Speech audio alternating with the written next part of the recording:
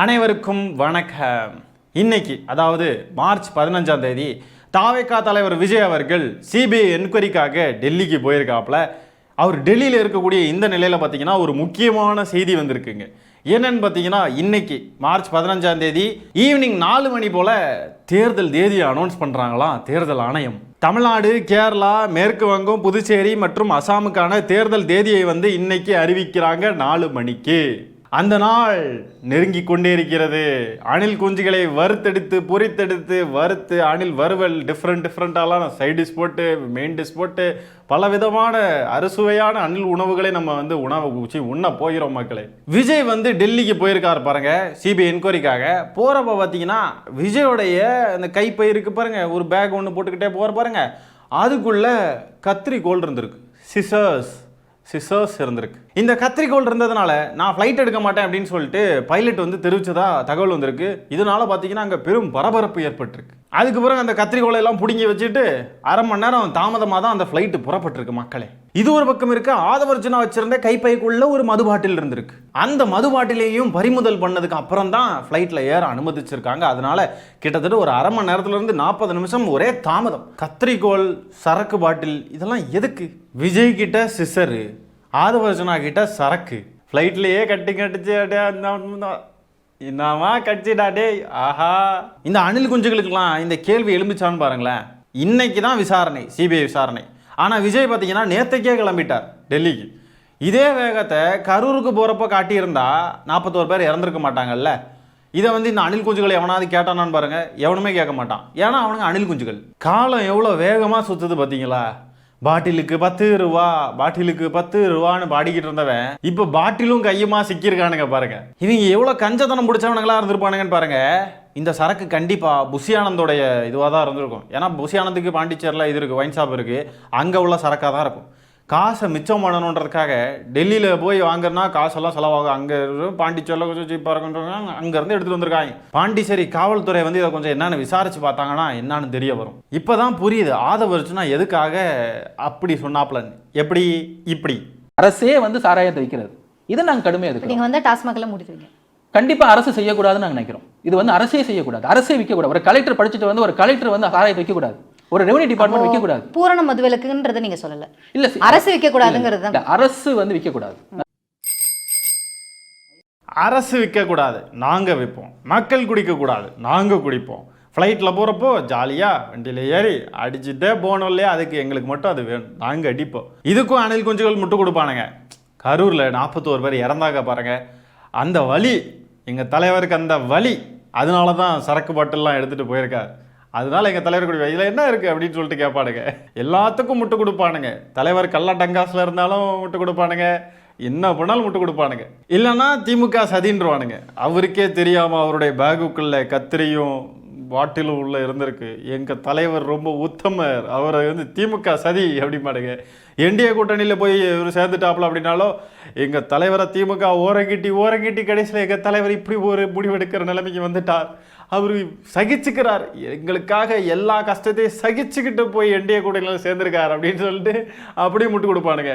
வினோதமான கிரியேச்சர்ஸ் இந்த அணில் குஞ்சுகள்லாம். இந்த அணில் குஞ்சுகள் என்ன தெரியுமா சொல்லிக்கிட்டு இருக்கானுங்க, எதுக்கும் திமுகவுடைய கடைசி ஆயுதத்தை வெளியே எடுத்துட்டாங்க. இப்போ பாருங்க, சரக்கடிக்கிற விஷயத்தை எடுத்து தலைவரை கொச்சப்படுத்துறாங்க அப்படின்றானுங்க. திமுகவுடைய சதி கடைசி ஆயுதம்ன்றானுங்க. எல்லா மீடியா சேனலும் இதை கவர் பண்ணியிருக்காங்க. ஆதவர்ஜுனா கைப்பையில் சரக்கு இருந்துச்சு, விஜயோடைய கைப்பையில் கத்திரிக்கோள் இருந்துச்சுன்றதை எல்லாருமே கவர் பண்ணியிருக்காங்க. திமுக சதியா இது.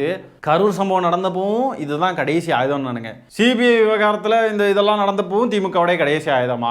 இந்த சிபிஎஃப்சி விவகாரம், இந்த ஜனநாயகன் படம் ரிலீஸ் ஆகாததுக்கும் திமுக தான் காரணம். கள்ளக்காதல் நடந்தாலும் திமுக தான் காரணம். சங்கீதா அவர்கள் பெட்டிஷன் போட்டிருக்காங்க செங்கல்பட்டு கோர்ட்டில், அதுக்கும் திமுக தான் காரணம். திமுகவுடைய கடைசி ஆயுதம். விஜய் திரிஷா அவர்கள் கூட சேர்ந்து அந்த திருமணத்துக்கு போயிட்டு வந்தாருன்னு சொன்னால் அதுக்கும் திமுக தான் காரணம். திமுகவுடைய கடைசி ஆயுதம், கடைசி அம்பை ஏவிட்டாங்கப்பா அப்படின்றானுங்க. என்டிஏ கூட்டணியில் போய் திமுக சேர்ந்துருச்சுனாலும் திமுகவுடைய கடைசி அம்பு கடைசி ஆயுதத்தை ஏவிட்டாங்களே அப்படிமானுங்க. இப்போ விஜயோடைய பேகுக்குள்ள கத்திரி இருந்துச்சு, அங்கே சரக்கு இருந்துச்சுன்னு சொன்னால் திமுகவுடைய கடைசி ஆயுதத்தை எடுத்து அம்பை எவனாங்க பாருங்க, ஐயோ அப்படின்னு கடந்து ஒப்பாரி வைக்கிறேன். எல்லாம் கடைசி ஆயுதம். அப்போ எதுதான்டா மொதல் ஆயுதம்? தேர்தலில் தோத்ததுக்கு அப்புறமும் திமுகவுடைய கடைசி ஆயுதம்ப்பா எடுத்துட்டு வந்து ஒரே சொருகிட்டாங்கப்பா, போச்சு முடிஞ்சுது.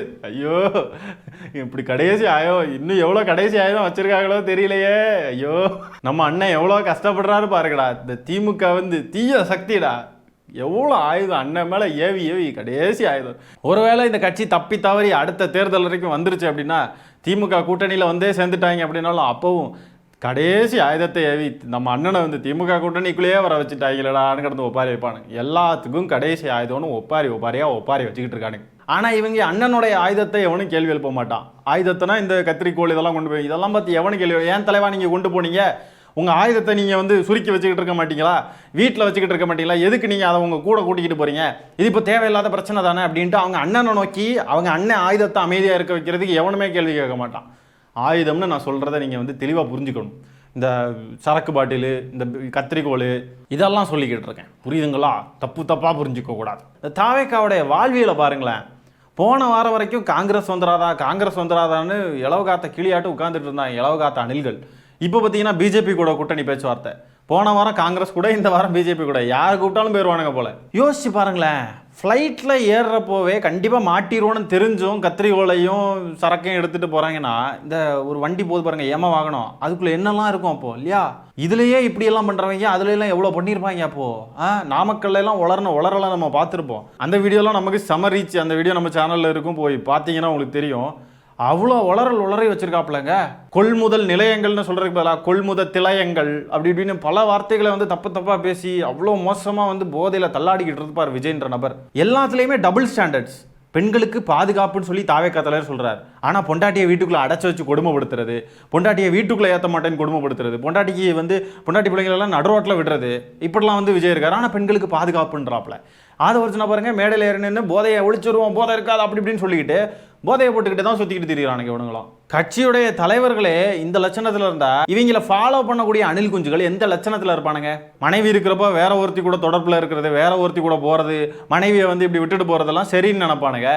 இந்த மாதிரி சரக்கும் கையுமா திரிகிறதெல்லாம் சரின்னு நினைப்பானுங்க. தலைவர்களே இந்த லட்சணத்தில் இருந்தால் இவங்களை ஃபாலோ பண்ணக்கூடியவங்களும் அதே மாதிரி தானே இருப்பானுங்க.